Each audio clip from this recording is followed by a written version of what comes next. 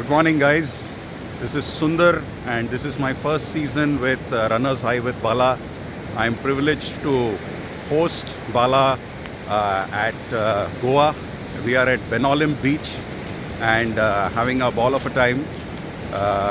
We've done a long run yesterday, and we are enjoying the beach today. Bala's just finished his run, and I want to ask, hi Bala. Hey Sundar, hey guys. Guys, before anything, let me share my excitement. This guy is my childhood friend. Studied together from I think 6th grade together to 12th, and we've been in touch. And if you can just do a little bit of a rotation, Sundar, there are a lot of my friends here. You know, there are a lot of my friends who are running. We all are here for a high school reunion. We're all just turned 50, and we all decided to sort of come together for a couple of days here in Goa. And with 10 of us, I can't tell you guys the number of magic moments we've created. And sometimes some of these guys we haven't met each other for maybe 20 plus years. Is that right? Yeah, a couple of guys for 30 years. 30 years. Now, what is more interesting for this group is I think converted all of those guys. Some of them are current runners in Runners High, and some of them will be future runners in the next season. I'm a first-time runner. He's a first-time runner himself, and he's been by the way, Sundar, I got to give it to you. Let me hold it for you for some time. I got to give it to you, buddy. For a first-time runner, you've been doing really well now. I'm sure when you started the season, you had doubts about this, isn't it? No, I absolutely had major doubts. In fact, I remember the first conversation. I said the max I'm going to try is 5K. You convinced me to put in my hat into the 10K ring. I'm so glad I did. The season's not yet over, and I did a 5K run yesterday and was not panting at the end of it. Amazing. And who's your coach? Coach Rakesh. Rakesh is your coach, and it's going well with him? Awesome. He gives pointers at the right moments, and he's a great coach. Amazing, guys. So that's what running does, right? It not only gives you health, fitness and all that, it also provides you some magic moments like this. When who would have thought, right? When we are in grade 12 that at the age of 50 we'll be running together for a 5K and 10K. Yeah. I mean, man, Runners High at its absolute high, I feel. By the way, guys, this is the beach.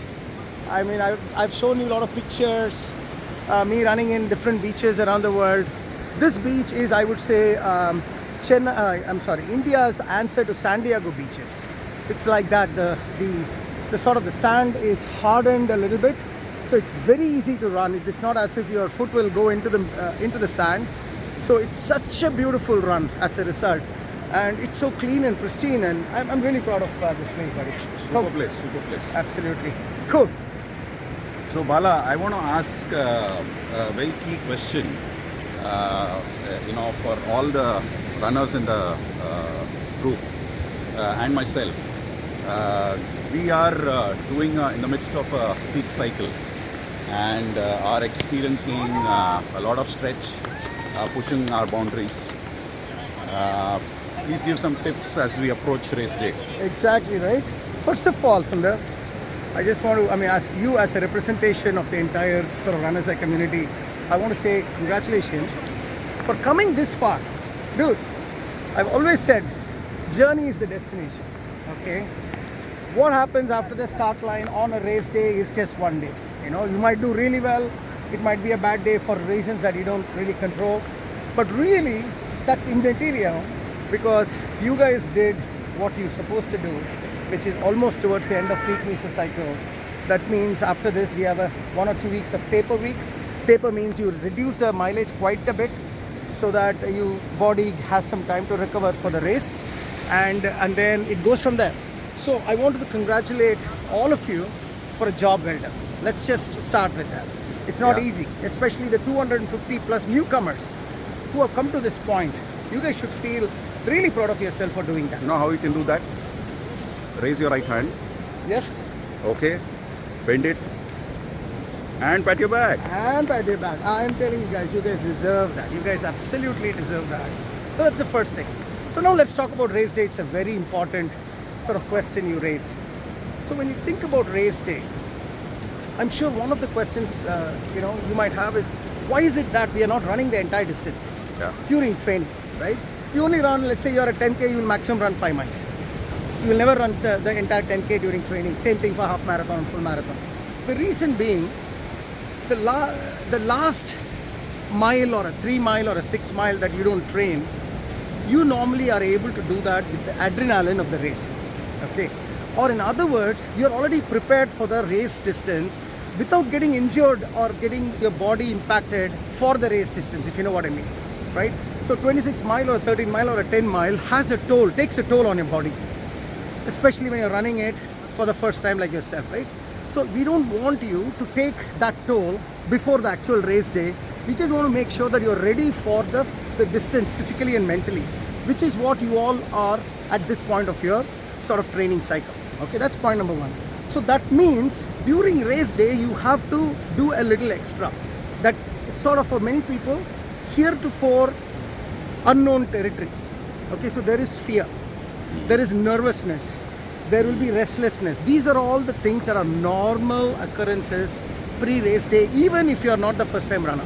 So I wanted you to know that. You will feel it. Don't think that you are alone.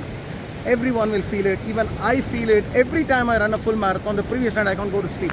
Because I don't know how my body is going to react. At the end of the day, I'm also growing old. Just because I did 10 doesn't mean the 11th one is easy. Still, the body has to do the job. So that's the mental side of it. Be ready for it. You don't have to overstress it. Just go with the flow. It will happen. Now comes 1 week before the race. What you need to do 1 week before the race. Sheer experience, I'm telling you. Body takes a week for it to completely get hydrated.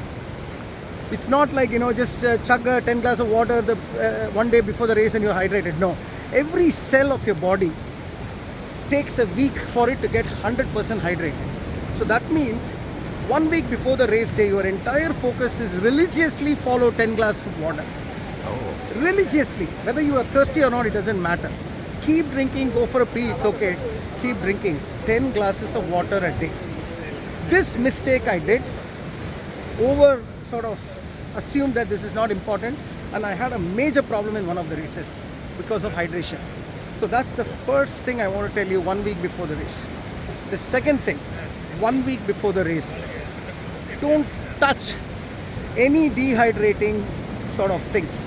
Alcohol, even a beer, even a wine here and there. Forget about it.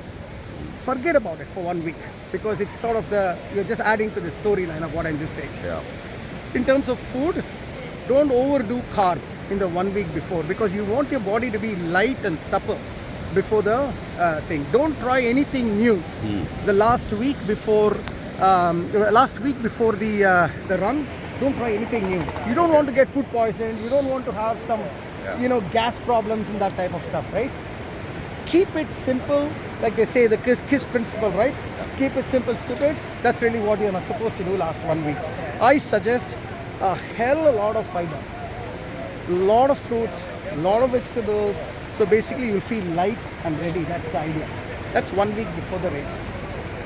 1 day before the race. So tomorrow morning is your race day. By the way, guys, we will also host a Zoom meeting on this. I'm just telling this to you so that some people can't do. So some people are going to start off next week. So you have it ready. So 1 day before the race, you need to prepare for the race as if you're preparing for some board exam or something. Okay? It's not like you get up in the morning and then start preparing. That doesn't work like that.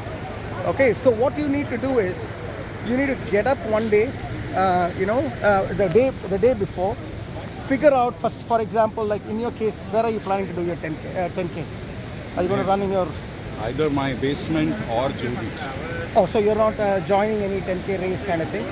Okay, that's fine. So you're going to run your own 10K race, basically, right? Yeah. Now, there are many folks who will be joining a race as well, right? Or some people who are travel to a place, or some people are going to, sort of do a 10K. Many of them are going to join a runner's high.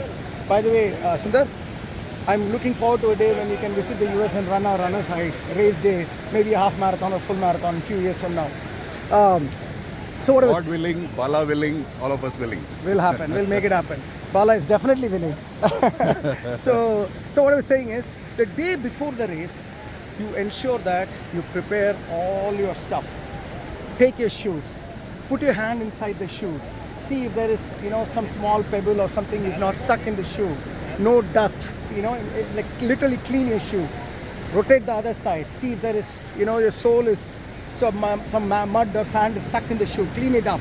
Basically, you are respecting the day to next day. You have to respect it. If you are having a bib, all runners will get a bib. So you have to print it out and wear it on your t-shirt. Wear it on your t-shirt, and have a t-shirt, pin it up, those kind of things. Yeah. What is the cost? Like, what is the dress you're going to wear? You probably know the weather. Figure out what the weather is for next day, and go and find the right sort of equipment. Keep it nicely, beautifully ready. Coach Deepak has a beautiful video on how to prepare for a race day in terms of equipment, which I'll share with everybody right after this message. Read it so that you know what are all the things you need to be ready. Gels. If you have to get gels during the race. What are you going to do for breakfast before the race? Have you planned it? Don't rely on just your family, because many times a race day, you got to get up at 4 o'clock, 5 o'clock and go. So you prepare the previous night, the breakfast that you're going to eat, which I'll talk about it on the race day, what you need to do. So this is what preparation is. Take it seriously. Now in your case, Sundar, since you are running yourself, don't think of it as I will get up and I'll figure out a time and just start running. That's not the way you should approach a race day. You will say, my race, even though I'm running in my own basement or wherever it is, my race day started at 8 o'clock. You stick to 8 o'clock, mentally prepare yourself. Because think about this. This is also training for multiple races you're going to do in your life going forward. Yeah. So you need to get that experience, even though you're running alone. Okay, so that's the one day before race day, Sundar. Any questions on this? No, quite good. Good. Now let's talk about the actual race day. The time before the start. So typically, 8 o'clock, let's say, is the start of the day. I suggest 3 hours before you need to be up. Why? One, you need to do your morning routines and such. Have a very good breakfast, and then have time to clear your tummy before you hit the race. That's the key. So many folks, especially rookie runners, when they do it, they don't do this properly and they get into stomach issues during the race. The reason is, as you run for a longer and longer time, your digestive system is the first thing that gets hit, because your body is getting exhausted, body is thinking, okay, what system I should stop? And they feel digestive system is the easiest one to stop because you have enough energy anyway. So it is you'll have stomach issues. There are multiple runners who have had stomach issues in the past. Okay, and this gets exacerbated if your stomach is not empty because of your morning breakfast and all that stuff. Okay, so you need time in the morning after your breakfast to clear your tummy. You do that, you have a beautiful race. So that's what you need to do in the morning. Good breakfast. And the breakfast should be sort of some carb. I suggest, what do you call that, bagel and cream is very nice, a banana. Some people have, of course, don't go into oily stuff obviously, but some people have poha, that type of stuff. Really good calories also there, at the same time it's not too heavy. Okay. Apple is a very nice thing. Folks who are into long distance running, this is what I would suggest. Gels. Sorry? Gels. Okay. Energy gel. Okay. So the energy gel concept is, you are supposed to take one gel every 3 miles. Okay. 10K may not be needed, Sundar, but half marathon and above. So you take a gel before the start of the race, and then every 3 miles till, I suggest, up to 9-10 miles in half marathon, 18 miles in full marathon. Some people go up to 21 miles. But the idea here is, you are constantly utilizing the energy that is coming from the gels, as opposed to waiting for the body to finish its glycogen reserves and waiting for the body to go into breaking fat to provide the energy. The minute it goes into that state, your body starts bonking, or in other words, you won't be able to run. So you don't allow the body to deplete its energy source. When I say energy source, easily available energy source. Okay, you have a lot of energy source. We all have a lot of energy source as fat, but it's not easily available for us. So you don't have to test it during the race day. You provide the gels so that your body the body does not have any problems in having easily available energy source. That's really what you need to do. And during the race, my only thing is, just freaking enjoy the race. This is what you need to do. You're in the runner's high culmination. You need to know, as Sundar beautifully said, patted yourself on the back. Race day should be a celebration of your journey. Race day is not the time when you're under tension. Oh my God, I said 10 minutes a mile, I'm doing 10 minutes, 12 seconds. What can I do? Let me run fast. All the thoughts are useless thoughts because none of us are professionals. None of us are going for any high school or Olympic trials and things like that. It really doesn't matter what time you finish. What matters is how you felt during the race and afterwards. That's what keeps you coming back, and that's what the health cycle continues. So I want you all to enjoy the race, guys. I want to see smiling faces. I want to see you taking some pictures during the race. I want to see how you, some people like me, I have tweeted every mile of my race. Every mile of my race I've actually tweeted, and I'll send you some tweets. So the reason is I want to see I want to run with my friends, and when I tweet, all my friends talk about it, and I don't even see how my miles go. Yes, I would have lost 10-15 minutes in the race. Who the hell cares? All it matters is I finished 10 full marathons. That's what matters to me. Yep. So that's what I would say. And then after you finish the race, guys, I want all of you to immediately take a selfie video like this. Okay? Capture your thoughts, especially first-time runners. Capture your thoughts on how you felt at the finish line. I'm telling you guys, this is one of the most very deep videos you would have created in your life, because emotions will be there because you worked hard. Any time in life when you work really hard and get it, there is a certain emotional achievement you have. And I want to experience that. As coaches, we want to experience it because that's what we are here for. We want to feel, we want to know how you feel, get into your head, and then after that, a lot of fun, partying, and then come back next season. I hope it's a long answer, but I hope that answers the spectrum of what you need to do from now to the end of this. Thank you very much, Bala. Awesome speaking to you, and big hats off to all the coaches at Runners High with Bala. Absolutely, and Sundar, very proud of you, buddy. First of all, I'm very super glad that my best friend is here and we are in Goa and doing this and talking about running. What else can be, what else is better than this? So good luck on your 10K race. Next time I want you to actually sign up for a race. Okay? Next time I'm assuming you're going to go into half marathon. Yeah, we'll get there. You are on the record. But I want you to maybe sign up one of the Bombay races. I know, hey, this guy's from Mumbai. And a lot of our runners are from Mumbai, by the way. So I hope that when runners come in, this guy's pretty... Hey, that reminds me this as we end. What do you do, Sundar? I forgot to ask you that. What do you do? So I've been a finance professional all my life, and currently I work for a life insurance company, and I head risk and governance. Amazing. Chief Risk Officer, guys, and those of you who are in the, I think, is it Asia? He's going to be on CNBC very soon.